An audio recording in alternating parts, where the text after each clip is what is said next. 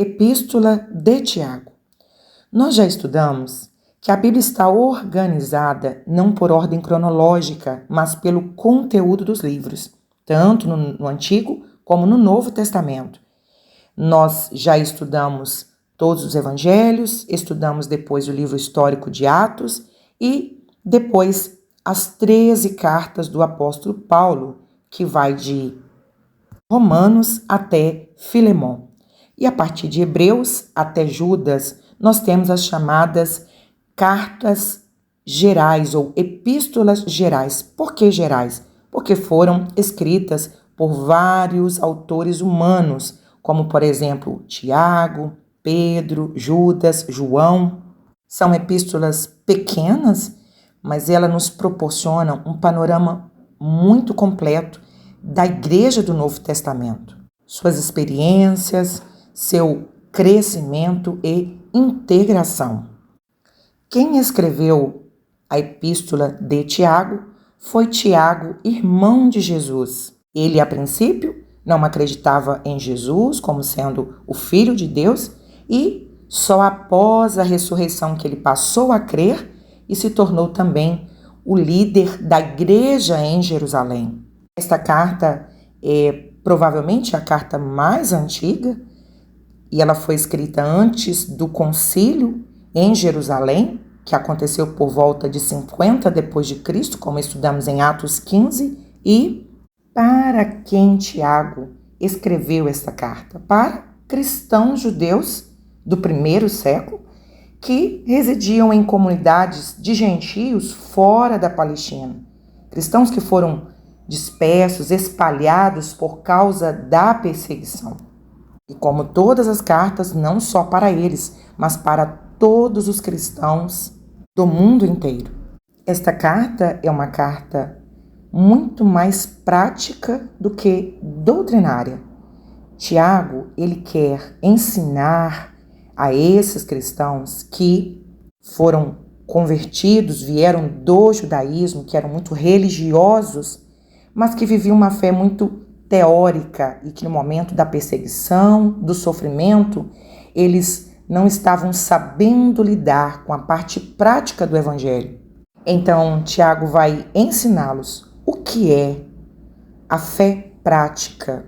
É preciso não apenas conhecer a palavra de Deus, mas é preciso praticá-la. Em outras palavras, além de encorajá-los a perseverar na tribulação, na perseguição, Tiago também vai ensiná-los a colocar a fé em ação. Epístola de Tiago, capítulos 1 e 2. Tiago começa sua carta humildemente, se apresentando não como irmão de Jesus, mas como um servo do Senhor Jesus. Ele, em seguida, fala sobre o destinatário, que são mais 12 tribos dispersas, e é claro que ele está falando aqui de todos os cristãos judeus espalhados por todo o Império Romano. Após o martírio de Estevão, a perseguição aumentou e os cristãos em Jerusalém, eles se espalharam por todo o mundo romano. Tinha comunidades cristãs judaicas em Roma, Alexandria, Chipre e em várias cidades na Ásia Menor. Então, como líder desta igreja, Tiago então escreve esta carta para encorajá-los em sua fé durante aqueles tempos difíceis. Verso de número 2, ele mostra quais são os benefícios das provações, o que podemos aprender durante a provação e qual deve ser a atitude do cristão durante as provações. Os benefícios, meus irmãos, tendes por motivo de toda alegria o passardes por várias provações. O que a provação produz? Verso 3, sabendo que a provação da vossa fé, uma vez confirmada, produz perseverança. O que é perseverança? É uma capacidade de continuar, de não parar, de prosseguir. Verso 4, a perseverança deve ter ação completa para que sejais perfeitos e íntegros e em nada deficientes. Ou seja, a aprovação, ela nos faz crescer. Ela cria em nós musculaturas espirituais. Verso de número 5, mas nós precisamos de sabedoria para lidar com aprovação. Ou seja, quando nós estamos sendo provados, quando a nossa fé está passando pelo teste, nós precisamos de discernimento, precisamos de sabedoria. E sabedoria é muito mais que conhecimento. Sabedoria é o uso correto do conhecimento. E a verdadeira sabedoria, ela tem origem em Deus. Verso 5, peça a Deus. De que maneira? Verso de número 6, peça com fé. E ele vai colocar agora, dos versos 6 a 8, 3 figuras de uma fé vacilante, ondas do mar, 2 mentes em um só corpo. Verso 6, verso 8, 2 almas em um só corpo. Ou seja, a falta da sabedoria durante a aprovação, ela leva ao fracasso, e essa pessoa imatura, ela é inconstante espiritual.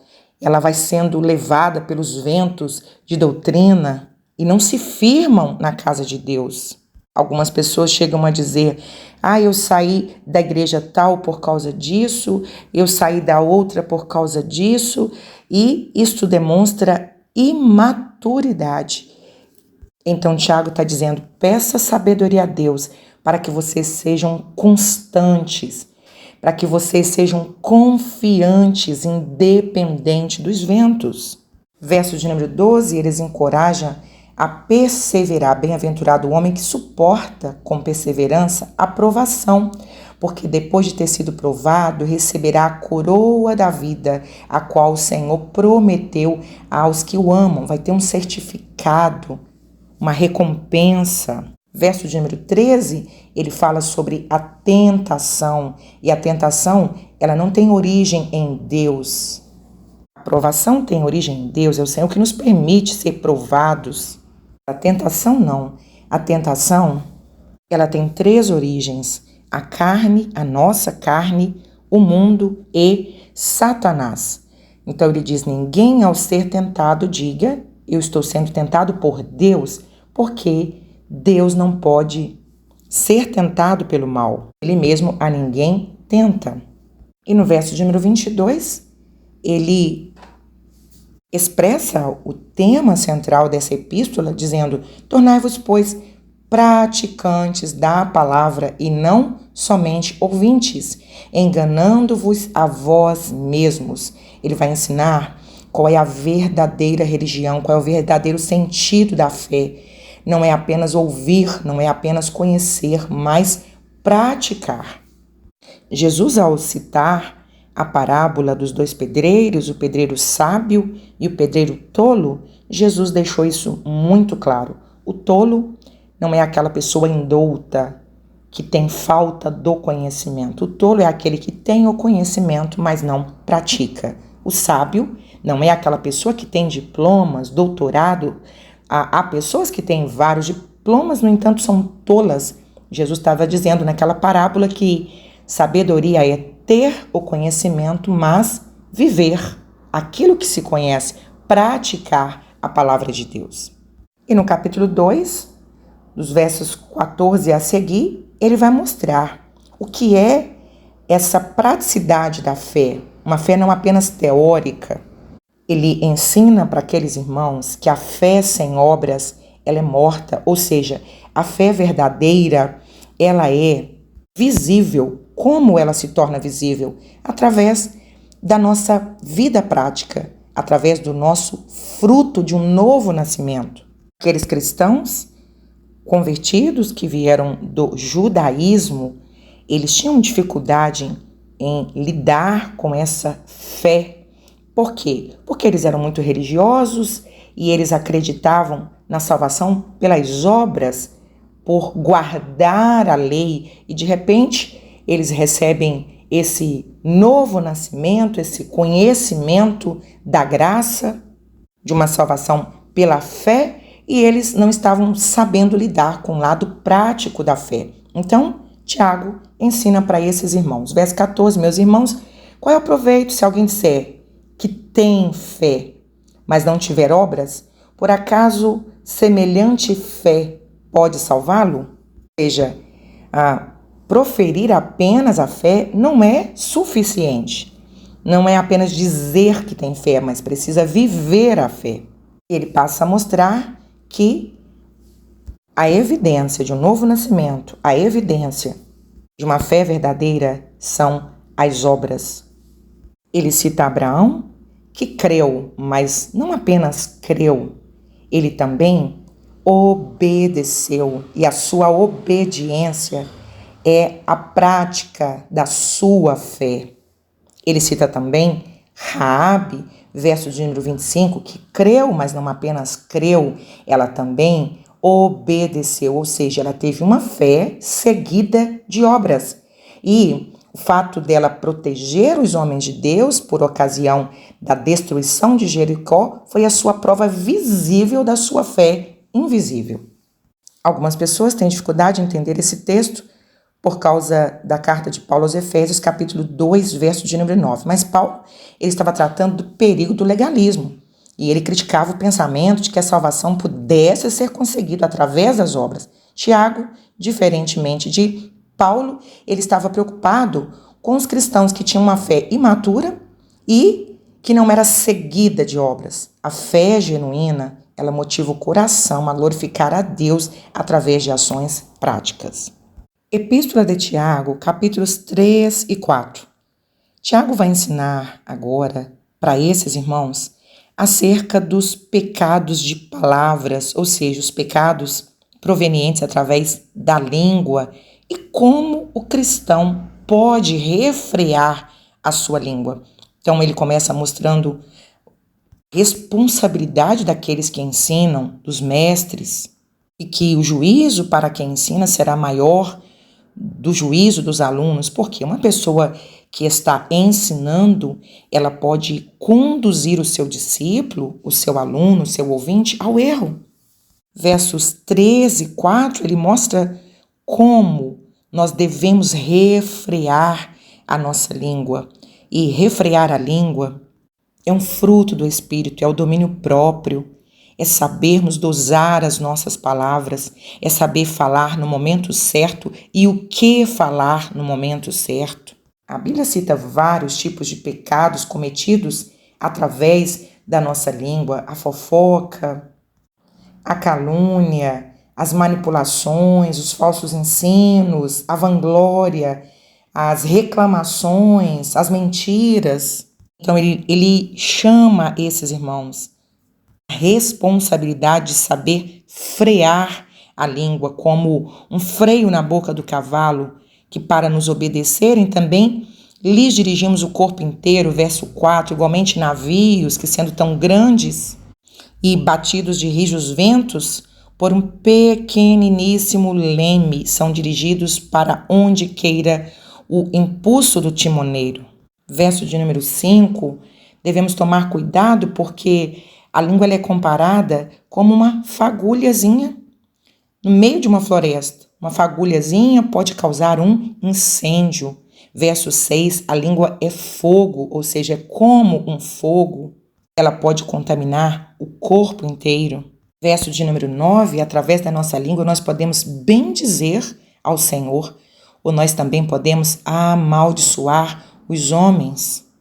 Mas o fruto do Espírito Santo em nós, o resultado da nossa fé, a fé prática, ela, verso 10, de uma só boca não pode proceder bênção e maldição. Versos 10 e 11, como é conveniente para o cristão que jorre do mesmo lugar doce e amargo. Verso 12, da mesma fonte jorrar água salgada ou água doce. Ou seja, meus irmãos, a evidência do novo nascimento, a evidência de uma fé verdadeira é que a nossa boca seja uma fonte apenas para abençoar, as nossas palavras sejam apenas para edificar.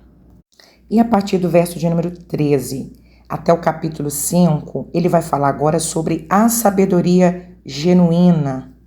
O que é sabedoria? Sabedoria é o uso correto do conhecimento. Uma pessoa ela pode ser culta e pode ser tola ao mesmo tempo. Ou uma pessoa também pode ser uma pessoa analfabeta, iletrada e, ao mesmo tempo, ser uma pessoa sábia. Sabedoria, então, não é ter conhecimento, é saber aplicar o conhecimento. E, em seguida, ele mostra a diferença entre uma sabedoria terrena e a sabedoria divina, aquela que vem lá do alto. A sabedoria humana, ela vem da razão.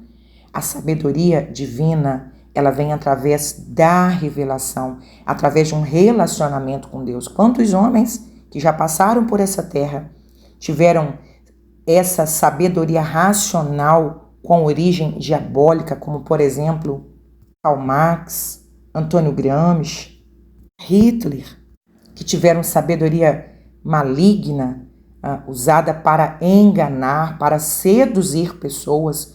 Hoje nós vemos o efeito, o estrago que isso tem gerado nessa geração.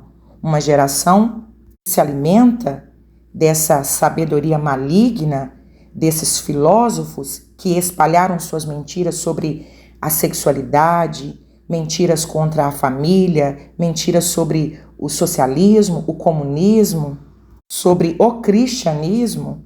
E no verso 17 ele mostra a característica da sabedoria divina. Ela é pura, ela é pacífica, indulgente, tratável, plena de misericórdia, de bons frutos, imparcial, sem fingimento.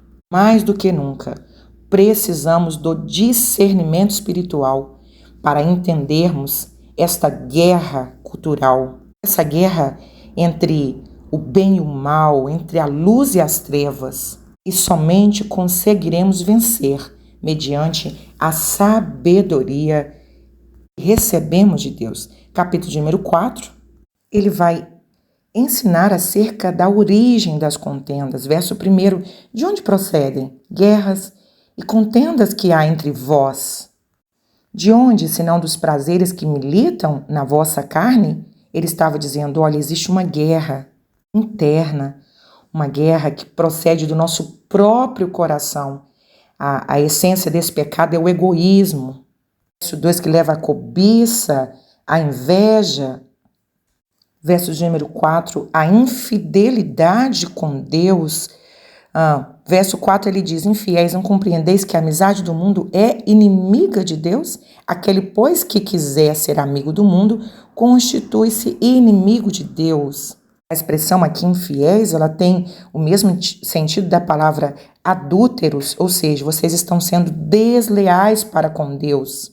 Quando vocês são leais ao mundo, é impossível que o cristão agrade a Deus e agrade ao mundo ao mesmo tempo. É impossível agradar a Deus e agradar a carne ao mesmo tempo.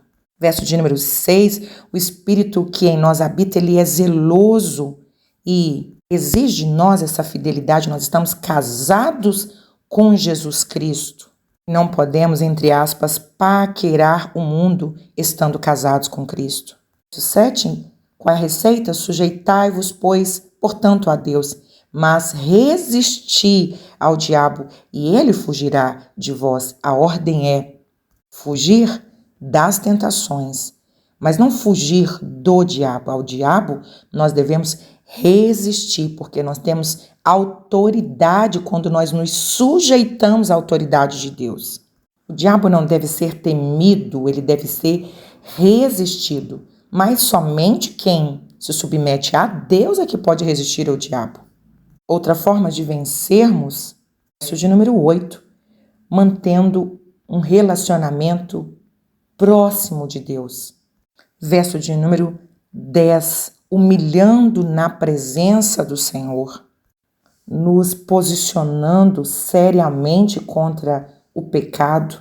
E dos versos 13 ao 17, esse relacionamento com Deus implica em viver verdadeiramente a vontade de Deus. Ele mostra aqui a falibilidade dos projetos humanos e que o correto nessa nossa fé prática é viver sempre a vontade de Deus. Quando nós Morremos para o mundo, nascemos de novo em Cristo Jesus, passamos a ser guiados pelo Espírito de Deus em todas as nossas ações, em todas as nossas decisões. Nós não podemos fazer planos por nós mesmos, segundo as nossas próprias intenções, mas precisamos desejar intensamente estar no centro da vontade de Deus. Epístola de Tiago, capítulo de número 5. Tiago, então, vai encerrar sua epístola com várias instruções que exigem uma perspectiva eterna espiritual e não materialista ou carnal. Lendo esse capítulo, nós percebemos que alguns ricos naquela igreja, na igreja primitiva, a quem foi dirigida essa epístola, estavam adquirindo essas riquezas de forma ilícita e também empregando mal o seu dinheiro. Versos 1, 2 e 3, atendei agora, ricos, chorai lamentando por causa das vossas desventuras que vos sobrevirão.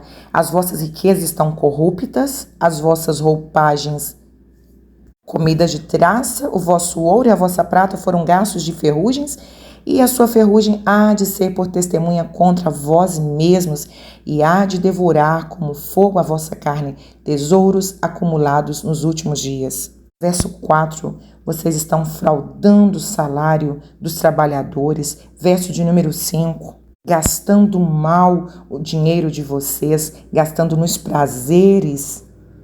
E o significado desta palavra aqui é uma vida sem autonegação, uma vida regalada, desenfreada, sedenta apenas dos prazeres e do conforto. Tiago não está aqui condenando a riqueza, porque a riqueza ela é bênção de Deus.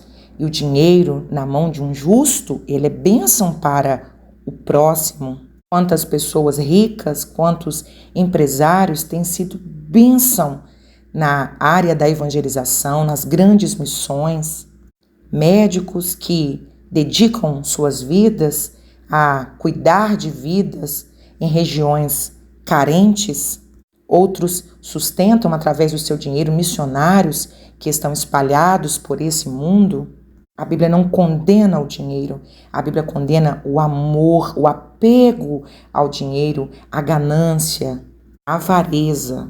Infelizmente, hoje, pessoas, pela falta do conhecimento, amaldiçoam empresários, amaldiçoam fazendeiros, amaldiçoam o agronegócio, movidos pelas mentiras espalhadas contra o capitalismo. Mas Abraão foi um homem de posses, Isaac foi um homem rico, Jó também foi um homem rico. No entanto, a Bíblia não condena a riqueza, mas a Bíblia condena o mau uso dessa riqueza ou origem ilícita dessa riqueza. Por exemplo, hoje, a corrupção, que é uma característica maligna em nossa nação, onde políticos estão cada vez mais ricos, fraudando os pobres, aumentando impostos, e quantos escândalos terríveis de corrupção temos visto nesta nação. Por outro lado, também os traficantes de drogas, que são pessoas que adquirem riqueza de uma forma ilícita, vendendo drogas, não se importando com o efeito que elas vão causar na vida das pessoas e das famílias. Há também os jogos ilícitos, jogos de apostas, que têm trazido tanto dissabor. Pessoas gananciosas começam a jogar, começam a ganhar, daí a pouco vão perdendo todo aquele dinheiro e, quando menos percebem, perderam até o pouco que eles tinham e ficam tão envolvidos com as dívidas e algumas chegam até o extremo de tirarem as suas próprias vidas. A recomendação é trabalhar honestamente para que o dinheiro seja bênção em nossa vida. E, ao encerrar a sua epístola, Tiago continua exortando esses cristãos com relação à oração, louvor e à confissão de pecados. E ele cita um grande exemplo aqui, que é o exemplo da paciência e da fé de Elias, que orou 3 vezes antes que o Senhor o atendesse. Verso 17, Elias era um homem semelhante a nós, sujeito aos mesmos sentimentos, e orou com instância para que não chovesse sobre a terra. E por 3 anos e 6 meses não choveu. Verso 18, e orou de novo. E o céu deu chuva e a terra fez germinar os seus frutos. Ou seja, a melhor forma de enfrentarmos os sofrimentos, as perseguições, é mantendo um relacionamento com Deus. E como fazemos isso? Através da oração. Verso 16, muito pode, por sua eficácia, a súplica do justo. A oração de um justo pode muito em seus efeitos. É impossível dizer que tem fé se não houver um relacionamento com Deus. É impossível dizer ser um cristão espiritual se não tiver uma vida de oração. A oração é uma arma poderosa da igreja. Elias orou para não chover, depois ele orou para chover e, através de um homem de oração, Deus moveu a nação de Israel, que estava oprimida por um governo corrupto, o governo de Acabe, de sua esposa Jezabel. Se nós orarmos, o Senhor pode intervir e abençoar a nossa nação. 2 Crônicas 7,14. Se o meu povo, que se chama pelo meu nome, se humilhar e orar e buscar a minha face, se converter dos seus maus caminhos, então eu ouvirei dos céus, perdoarei os seus pecados e sararei a sua terra.